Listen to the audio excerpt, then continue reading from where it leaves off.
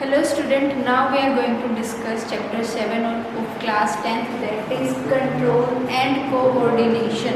अब control and coordination होता क्यों है और हमारी बॉडी को इसकी ज़रूरत क्यों है। जब तक पूरी बॉडी के ऑर्गन्स और ऑर्गन सिस्टम आपस में कोऑर्डिनेट करके काम नहीं करेंगे तब तक बॉडी प्रॉपर्ली फंक्शन नहीं कर पाएगी। इसीलिए हमें कंट्रोल एंड कोऑर्डिनेशन की ज़रूरत है ताकि बॉडी प्रॉपर्ली फंक्शन कर सके। अब हमारा जो कंट्रोल एंड कोऑर्डिनेशन है उसका एक कैप्टन है। जैसे एक टीम को लीड करने के लिए कैप्टन की ज़रूरत होती है, वैसे ही यहाँ पे हमारी बॉडी को लीड करने के लिए कैप्टन की ज़रूरत है। तो हमारा कैप्टन कौन है? हमारा brain. Brain is the captain of all organs. अब देखो, जो कंट्रोल एंड कोऑर्डिनेशन होता है बॉडी में वो दो टाइप से हो सकता है। एक तो केमिकल चेंजेस, सेकंड है तुम्हारा नर्वस। ठीक है, केमिकल में आएंगे तुम्हारे हॉर्मोन्स। हॉर्मोन्स बॉडी को कैसे कंट्रोल कर रहे हैं, कैसे कोऑर्डिनेट कर रहे हैं, ये हम फर्दर पढ़ेंगे आगे नेक्स्ट टॉपिक, जो मेन टॉपिक होगा सिर्फ हॉर्मोन से रिलेटेड। अब देखो, जो केमिकल चेंजेस होंगे बॉडी में उन्हें कोऑर्डिनेट करेंगे हॉर्मोन्स। सेकंड है तुम्हारा जो नर्वस कंट्रोल होता है, उसमें इलेक्ट्रिकल सिग्नल भेजे जाएंगे। नर्वस में इलेक्ट्रिकल सिग्नल भेजे जाते हैं और केमिकल में हॉर्मोन्स कंट्रोल करते हैं। नर्वस में नर्वस सिस्टम कंट्रोल करता है, न्यूरॉन्स कंट्रोल करते हैं। अब जो केमिकल है, केमिकल कोऑर्डिनेशन है, वो प्लांट्स में भी होता है और भाई तुम्हारा एनिमल्स में भी होता है, दोनों में होता है। क्योंकि जैसे मान लो फॉर एग्जांपल, जो बॉडी की ग्रोथ होती है वो हार्मोन की वजह से होती है, तो ग्रोथ तो प्लांट की भी होती है और एनिमल्स की भी होती है। तो इसीलिए जो केमिकल कोऑर्डिनेशन है वो प्लांट्स में भी होगा और एनिमल्स में भी होगा। लेकिन जो तुम्हारा नर्वस कोऑर्डिनेशन है वो सिर्फ एनिमल्स में होता है, वो प्लांट्स में नहीं होता। ठीक है, जो नर्वस कोऑर्डिनेशन है वो सिर्फ एनिमल्स में होता है, प्लांट्स में नहीं होता। अब जो केमिकल कोऑर्डिनेशन है वो स्लो इन प्रोसेस होता है, वो प्रोसेस स्लो होती है, स्लोली हॉर्मोन्स रिलीज होंगे और स्लोली ही एक्ट करेंगे और लॉन्ग लास्टिंग होता है, ज़्यादा देर तक उनका इफेक्ट रहेगा। ठीक है, अब जो नर्वस कंट्रोल है वो इमीडिएट रिएक्शन होता है, इमीडिएट, और इमीडिएटली ही ख़त्म भी हो जाता है। जितनी जल्दी स्टार्ट होगा उतनी जल्दी फिनिश भी हो जाएगा। दोनों में डिफरेंस समझ आ गया? केमिकल कोऑर्डिनेशन को कंट्रोल करेंगे हॉर्मोन्स, नर्वस होगा इलेक्ट्रिकल सिग्नल। ठीक है, ये प्लांट्स और एनिमल्स दोनों में होगा, ये सिर्फ एनिमल्स में होगा। अब ये स्लो होगा, लॉन्ग लास्टिंग होगा, ये इमीडिएट रिएक्शन होगा और उतनी जल्दी खत्म भी हो जाएगा। ठीक है, अब करेंगे हम प्लांट्स में मूवमेंट कैसे होता है, मूवमेंट इन प्लांट्स।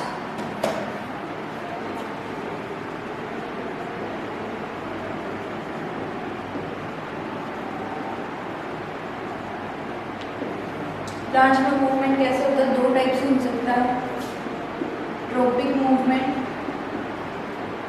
और नेस्टिंग मूवमेंट।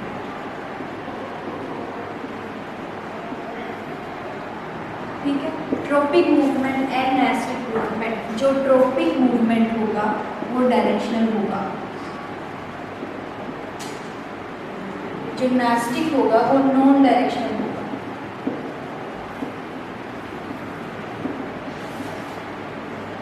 अब डायरेक्शनल और नॉन डायरेक्शनल का मतलब क्या है?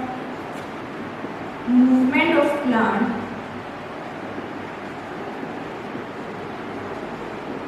in a particular direction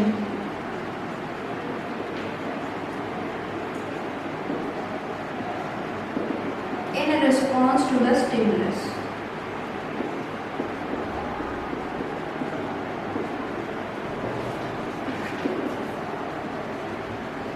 ठीक है, अब स्टिमुलस का क्या मतलब है? जब भी कोई प्लांट एक स्टिमुलस के डायरेक्शन, स्टिमुलस के रिस्पॉन्स में एक पर्टिकुलर डायरेक्शन में मूव करेगा, उसको वो मूवमेंट होगा डायरेक्शनल, वो आएगा ट्रोपिक में, ट्रोपिक मूवमेंट। अब स्टिमुलस का मतलब क्या है? कोई भी एक्सटर्नल फैक्टर जिसके अगेंस्ट हम रिस्पॉन्ड करें या प्लांट रिस्पॉन्ड करे, जो हमें मजबूर करे कि हमें उसके अगेंस्ट रिस्पॉन्ड करना है, वो होगा स्टिमुलस। कोई भी एक्सटर्नल फैक्टर स्टिमुलस में आएगा, ठीक है।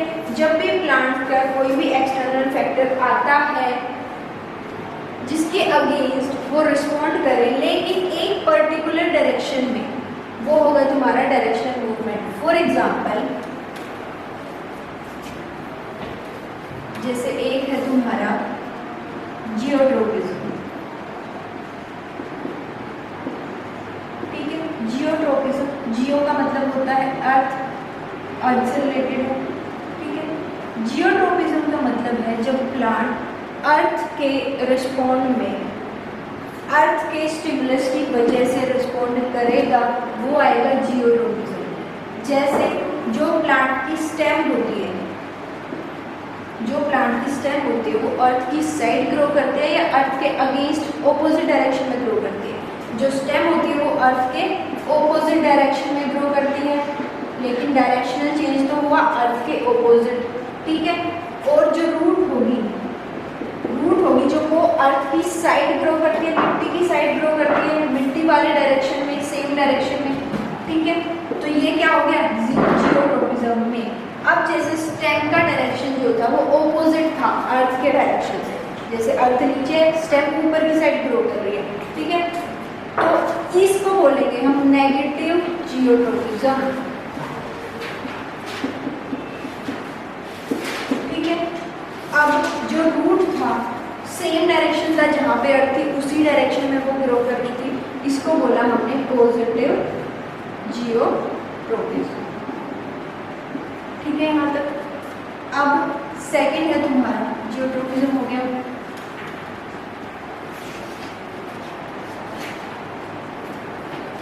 अब सेकंड है फोटोट्रोपिज्म, ये भी डायरेक्शनल ही है, फोटोट्रोपिज्म। फोटो का मतलब क्या होता है?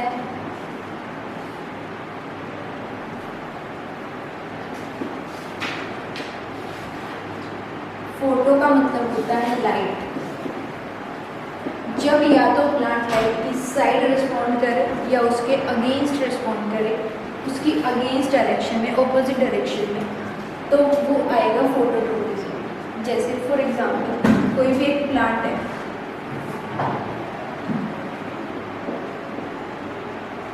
ठीक है। एक प्लांट हार्मोन होता है ऑक्सिन, जो कि रिस्पॉन्सिबल होता है ग्रोथ ऑफ द प्लांट के लिए। ये आगे हम हार्मोन्स में पढ़ेंगे, ठीक है। प्लांट का एक हार्मोन होता है ऑक्सिन, जो कि रिस्पॉन्सिबल होता है ग्रोथ ऑफ द प्लांट के लिए। मान लो कोई भी प्लांट है,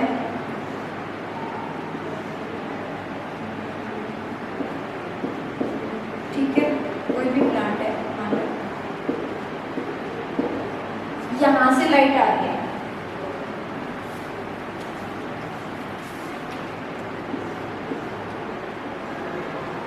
ये प्लांट है, मान लो यहाँ से लाइट आ रही है, ठीक है।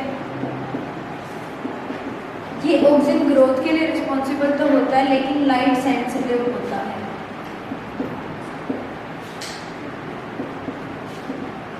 लाइट सेंसिटिव होता है, जैसे यहाँ से लाइट आ रही है,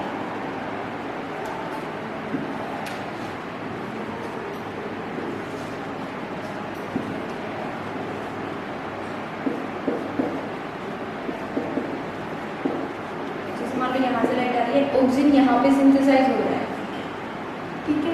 तो ये क्या करेगा, इस यहाँ से लाइट आएगी तो ये इसके ऑपोजिट साइड में जाके शिफ्ट हो जाएगा, ठीक है। मान लो ये ऑक्सीजन है, यहाँ से लाइट आई, क्योंकि ये लाइट सेंसिटिव था तो ये ऑपोजिट साइड में जाके शिफ्ट हो गया। अब यहाँ पे ऑक्सीजन हुआ तो स्टेम की ग्रोथ यहीं से ज़्यादा होगी, ठीक है, यहाँ से ग्रोथ होगी, यहाँ से स्टेम ज़्यादा ग्रो कर गई, और ये हमें ऐसा लगा कि जहाँ से लाइट आ रही है प्लांट उस साइड झुक गया, झुकेगा ही लाइट की डायरेक्शन में, क्योंकि यहाँ पे ऑक्सीजन था, यहाँ से स्टेम की ग्रोथ ज़्यादा हो गई, तो ये ऐसे लाइट की डायरेक्शन में बेंड हो गया। तो इसको हमने क्या बोला, पॉजिटिव फोटोट्रोपिज्म। ठीक है, लाइट की डायरेक्शन में प्लांट की ग्रोथ हुई, लाइट की साइड जहाँ से लाइट आ रही थी उस साइड प्लांट झुक गया, इसको हमने बोला पॉजिटिव फोटोट्रोपिज्म। अब जो रूट है वो लाइट के अगेंस्ट, लाइट ऊपर से आती है, रूट लाइट के अगेंस्ट ग्रो करती है, तो वो क्या हो गया, नेगेटिव फोटोट्रोपिज्म। ठीक है, अब है तुम्हारा थर्ड जियोट्रोपिज्म, फोटोट्रोपिज्म। थर्ड है कीमोट्रोपिज्म। कीमोट्रोपिज्म का मतलब है जब किसी केमिकल के अगेंस्ट प्लांट रिस्पॉन्ड करेगा, कोई भी केमिकल रिएक्शन के अगेंस्ट प्लांट रिस्पॉन्ड करेगा, वो आएगा कीमोट्रोपिज्म में। इसका एग्जांपल है, हम रिप्रोडक्शन चैप्टर में पढ़ेंगे, जैसे ही पोलन ग्रेन किसी भी स्टिग्मा पे आता है तो उसमें से एक पोलन ट्यूब निकल जाती है। ठीक है, ये केमिकल जो कोऑर्डिनेशन हो रहा है इसको हम बोलेंगे कीमोट्रोपिज्म। ये एग्जांपल है, क्योंकि जो पोलन ग्रेन ग्रो हुआ वो केमिकल रिस्पॉन्ड के, जो पोलन ग्रेन में से जो पोलन ट्यूब निकली वो एक केमिकल रिस्पॉन्ड के अगेंस्ट है। ठीक है, इसलिए ये एग्जांपल है कीमोट्रोपिज्म का। नेक्स्ट है तुम्हारा थिग्मोट्रोपिज्म।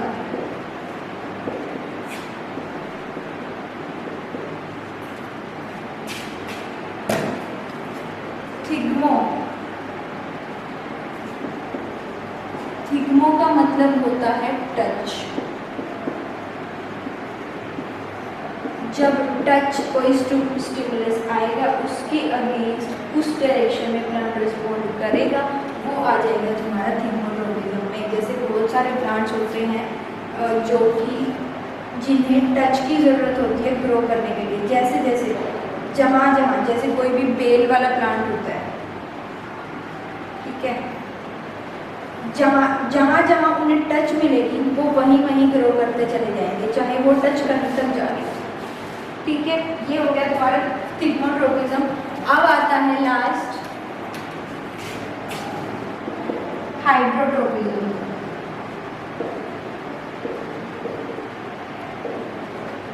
हाइड्रोट्रोपिज्म, हाइड्रो का मतलब क्या है,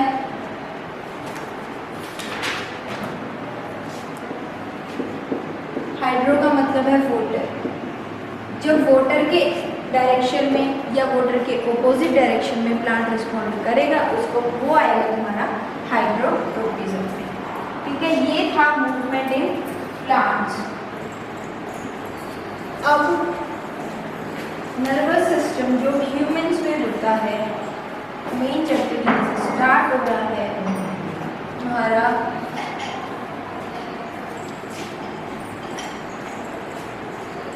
nervous control in humans. Humans में जो नर्वस कंट्रोल होता है वो तीन चीज़ों की वजह से होता है, ब्रेन, स्पाइनल कॉर्ड, थर्ड है तुम्हारी नर्व्स। इनके बारे में एक एक करके पढ़ेंगे। जो नर्वस कंट्रोल होता है ह्यूमंस में वो तीन चीज़ें करती हैं, ब्रेन, स्पाइनल कॉर्ड और नर्व्स। ठीक है, अब पहले देखो नर्वस सिस्टम।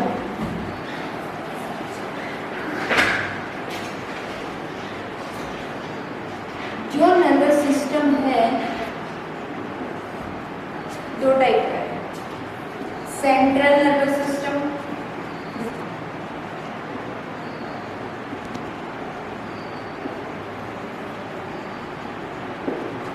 फिर है तुम्हारा पेरिफेरल नर्वस सिस्टम।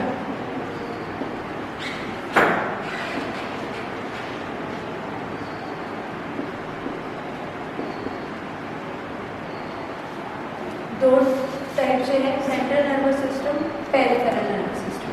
सेंट्रल जैसे कि नाम ही है, बिल्कुल सेंटर में दो चीज़ें होंगी इसमें, ब्रेन और स्पाइनल कॉर्ड।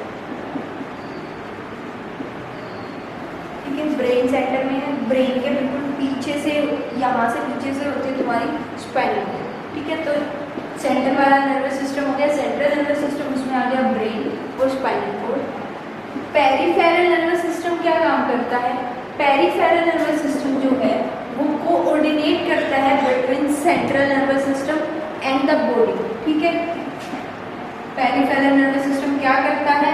कोऑर्डिनेट करता है बिटवीन CNS यानी कि central nervous system and the body. मतलब इसके सिग्नल इसको देगा, इसके सिग्नल इसको देगा, ठीक है। तो इसमें क्या आएंगी तुम्हारी? नर्व्स।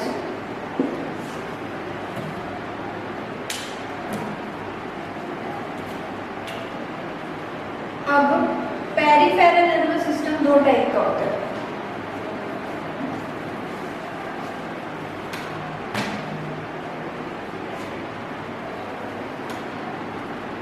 सोमैटिक और ऑटोनॉमिक। जो सोमैटिक है वो वॉलंटरी एक्शंस को कंट्रोल करता है,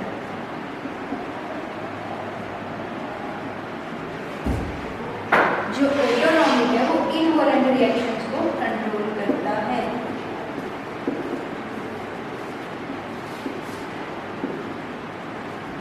ठीक है। जो पेरिफेरल नर्वस सिस्टम है वो क्या करेगा? जो पेरिफेरल नर्वस सिस्टम है वो किस किस बीच में कोऑर्डिनेट करेगा? CNS के बीच में और तुम्हारी बॉडी के बीच में, ठीक है। इसके सिग्नल उसको देगा, उसके सिग्नल इसको देगा। अब ये दो टाइप का है, सोमैटिक और ऑटोनॉमिक। जो सोमैटिक है वो वॉलंटरी मसल्स को कंट्रोल करेगा, जो ऑटोनॉमिक है वो इनवॉलंटरी मसल्स को कंट्रोल करेगा।